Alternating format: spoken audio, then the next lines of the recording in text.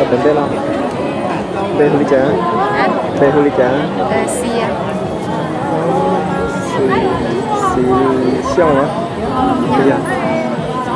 Đến đấy mà đặt ăn chi cơ à? Hả? Đến đấy mà đặt ăn chi cơ. Cũng cho tới tôi không thôi. Đúng rồi. Ê xì. Rồi chào được không ạ? Ê, đi nhầm mong sao? Mong lì. Cái được sao chả? Đó. Chi lâu, chi sửa lâu. Mà chỉ cần đó. Hai đứa liền gì á? Hai đứa liền gì? Chi lâu, chi sửa lâu. Gì nữa à?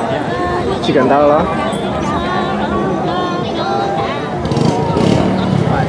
Dùng mỗi chi sao? Hả? Dùng mỗi chi?